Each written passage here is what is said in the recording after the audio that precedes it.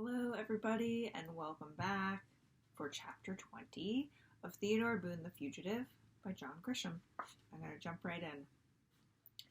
Chapter 20. At 9 a.m., as Theo sat through Madame Monique's Spanish class, he watched the clock on the wall and wondered what was happening in court. The trial was starting its second day. The courtroom was undoubtedly still packed. The jury was being brought in to hear the next round of witnesses for the prosecution. Everything seemed fine. No one but Jack Hogan and his team knew the truth, that their star witness had gone missing. An hour later, Theo was suffering through geometry with Miss Garman and thinking of Bobby, who was probably hiding in the woods somewhere watching police cars zip around Weeksburg in their frantic search. He had managed to travel all the way from El Salvador, through Mexico, across the border, and into Strattenburg without being detected. Theo had often wondered how millions of people could enter the country illegally and live and survive. They knew the secrets of moving in the shadows and avoiding the authorities when necessary. If Bobby wanted to disappear, they wouldn't find him. There was a 10-minute break between geometry and government with Mr. Mount, and Theo rushed to the playground to call Ike. No answer. He was watching the trial, unable to talk or text. In government, Theo stood before the class and gave a summary of the opening of the trial. Since the boys had seen the first day of the first trial, they had 100 questions. Theo gamely went along, answering them all. At noon, during the lunch break, Ike finally called. He said the morning had gone as planned, without a word about a missing witness. Jack Hogan had told no one. Judge Gantry seemed oblivious. However, Clifford Nance and his defense team seemed much more confident than the day before. "They know," Ike said. "Something tells me they know." But Theo wasn't so sure. Ike tended to exaggerate at times. Theo found Julio and explained what was happening at the trial. Julio suggested they call Bobby on Theo's cell, but Theo said no. "He's too smart to answer his phone, Julio." The afternoon dragged by, slower than ever, and Theo suffered through chemistry study hall and debate team practice. When the final bell rang at 3:30, he hopped on his bike and headed for the courthouse. It was odd watching the trial as if everything was fine, but knowing that the entire show was about to come to another shocking end. The jurors listened intently to the witnesses. The lawyers took pages of notes, scanned documents, and took turns questioning the witnesses. Judge Gantry presided solemnly, occasionally ruling on objections from the lawyers. The court reporter captured every word. The clerks shuffled papers and kept things in order. The spectators watched it all, captivated by the drama. The defendant, Pete Duffy, sat surrounded by his lawyers and never changed his expression. Jack Hogan and the prosecution team did indeed look a bit frazzled, but Theo could not detect an unusual amount of confidence on the other side of the courtroom. Everything seemed as normal as you might expect in a big trial. The last witness of the day was a banker. Jack Hogan was walking him through a series of questions about Pete Duffy's loans and finances, all in an effort to prove the defendant was desperate for cash. Thus, his need for the life insurance proceeds. Thus, a motive for murder.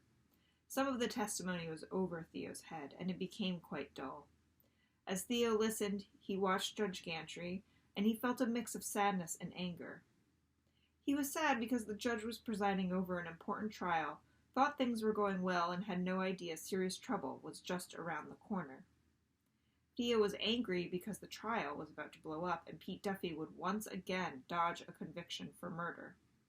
He was certain the police were combing every square inch of Weeksburg, looking for Bobby as the clock ticked and a disaster loomed. And what if they found him? Could they arrest him and haul him to the courthouse and force him to testify? Theo didn't think so. Judge Gantry adjourned at 5:15 and sent the jurors home. Theo and Ike chatted for a moment outside the courthouse. Across the lawn, Omar Cheap was smoking a cigarette and talking on his cell phone. He glared at Theo as he did so. Ike promised to call if he heard anything, and Theo said goodbye. He took his time riding back to the office. He locked his door and lay on the floor, talking to Judge, telling him how awful things were going. As always, Judge listened intently, staring at Theo with eager eyes, believing every word and ready to help. It always felt good to talk to someone, even a dog. Mrs. Boone was in her office with a late appointment. Mr. Boone was upstairs smoking his pipe and reworking the language of a thick document. "Got a minute, Dad?" Theo asked, interrupting. "Sure. What's on your mind?" "You're not going to believe this, but Bobby Escobar has disappeared." Mr. Boone's jaw dropped. Theo told him the rest of the story, even the part about Bobby's cell phone number. It was Tuesday night, and the Boones walked a few blocks to the Highland Street shelter to visit the homeless. As always, Theo worked the food line, serving hot vegetable soup and sandwiches to people who had no place to go. Many of the faces were familiar, folks who had lost everything and somehow survived without a place to live. They slept on park benches and under bridges and in cheap tents hidden in the woods. They rummaged through dumpsters and begged on the streets. The lucky ones, about 50 in all, lived at the shelter, but most would eat their dinner slowly and leave to return to the darkness. Some abused drugs and alcohol, and some were mentally ill. Volunteering at the shelter always made Theo stop and remember how lucky he was. After everyone was served, Theo, his parents, and the other volunteers had a quick dinner in the kitchen. Some of the volunteers began washing dishes and storing leftovers. The Boones drifted away. Mrs. Boone went to her little room to meet with clients. Mr. Boone set up shop in a corner and began reviewing Medicare forms for an elderly couple. Theo was tutoring a 4th grader in math when his cell phone vibrated. It was Julio. Theo excused himself and stepped outside where he could talk. Julio explained that he had just talked to Bobby. He was hiding in an apple orchard, far from town, in an old warehouse where other undocumented workers were living. The police had stopped by once, but the workers knew how to avoid them. He was in the process of arranging a ride back to Texas, where he would recross the border and head home.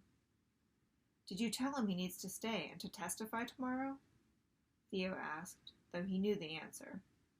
"No, Theo, I did not. Bobby's gone." Later, when they were home and Theo was getting ready for bed, he told his parents about the phone call. His father said, "Well, tomorrow should be a very interesting day in court." Theo replied, "I think I should be there." Though he was telling himself he had no interest in the trial and didn't care what happened, he couldn't deny the truth. "And why is that?" his mother asked. "Come on, Mom. Why can't you admit that you and Dad and every other lawyer in this town would love to be in court when Jack Hogan is forced to announce that his star witness has disappeared? Talk about high drama. Clifford Nance will go nuts and jump up and down, demanding a mistrial. There will be a big fight, everybody yelling, everybody shocked at what's happening. You know you would love to see that." "I'm very busy tomorrow, Teddy, and so are you. You've missed enough school, and I know, but school is so boring. I'm thinking about dropping out." "Might be a bit tough getting into a law school if you don't finish middle school," his father observed wisely. "Good night," Theo said, already headed for the stairs with Judge at his heels.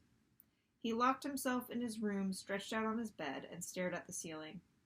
There was only one thing left to do, and he thought about it all afternoon. The idea was to send Bobby a text, a final desperate plea to do what was right. He was convinced he could do it and not get caught. Bobby wouldn't tell anyone. In fact, Bobby was probably racing across the country now, stuffed in the back of a truck full of apples, headed for Texas. Or maybe he wasn't. Maybe he was still hiding, and his only means of contact was his cell phone. Theo opened his laptop and wrote a message. "Hi, Bobby. Theo here. The trial is almost over. Tomorrow is very important, and we need you to be there. You will be safe, and you will do a great job in court. Please come back. Your friend Theo." He pulled up a Spanish dictionary and began translating.